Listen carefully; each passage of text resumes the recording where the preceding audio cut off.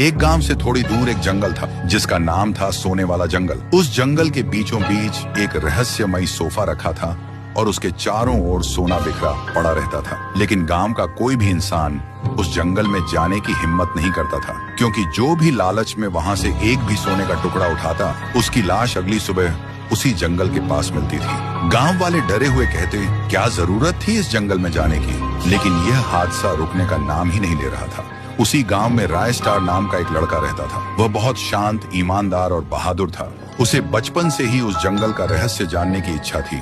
आखिरकार एक रात वह चुपके से जंगल में घुस गया। जैसे ही उसने जंगल में कदम रखा, चारों तरफ फैला सोना देखकर उसकी आंखें चमक उठी। तभी अचानक सामने रखा सोफा बोलने लगा। ये देखकर राय स्टार डर गया। सोफे से आवाज आई, जो लालच करने आता है वह सब कुछ खो देता है, और जो सच जानने आता है उसे जवाब जरूर मिलता है। राय स्टार ने डरते हुए पूछा, ये जंगल कैसे बना? तब सोफा बोला, सालों पहले इसी जगह से थोड़ी दूर एक गांव था, जहां कालिदास नाम का एक बेहद घमंडी राजा रहता था। उसने गांव का सारा सोना अपने पास इकट्ठा कर रखा था। एक दिन उसके पास टुंग टुंग नाम का एक बाबा आया। बाबा ने कहा, बेटा, कई दिनों से भूखा हूँ, कुछ खाने को दे दो।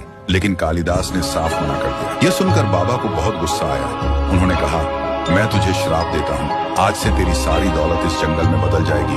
तू एक सोफा बन जाएगा, और जो भी यहाँ लालच में सोना उठाएगा वह हमेशा के लिए पत्थर बन जाएगा। यह सुनते ही कालिदास बाबा के पैरों में गिरकर रोने लगा। बाबा को उस पर दया आ गई। उन्होंने कहा, मैं अपना श्राप वापस नहीं ले सकता, लेकिन तुझे एक वरदान देता हूँ। जब कोई ईमानदार और नेक दिल लड़का इस जंगल में आएगा, तभी तुम्हारी आत्मा को मुक्ति मिलेगी। इतना कहते ही सोफे के पास खड़ा एक सूखा पेड़ भी बोल उठा, तुम्हें भी सोना चाहिए तो ले जाओ। लेकिन राय स्टार घुटनों के बल बैठ गया और बोला, नहीं, मुझे सोना नहीं चाहिए। मैं सिर्फ चाहता हूँ कि अब कोई भी इस जंगल का शिकार न बने। इतना सुनते ही पूरे जंगल में गहरा सन्नाटा छा गया। देखते ही देखते सारा जंगल गायब हो गया। चारों ओर बिखरा सोना भी मिट्टी में बदल गया, और जो लोग पत्थर बन चुके थे वे सभी फिर से इंसान बन गए। तभी आखिरी बार कालिदास की आत्मा प्रकट हुई। उसकी आंखों में खुशी के आंसू थे। उसने मुस्कुराकर कहा, थैंक यू मेरे भाई, मुझे इस श्राप से मुक्ति दिलाने के लिए। इतना कहते ही कालिदास की आत्मा हमेशा के लिए प्रकाश में विलीन हो गई।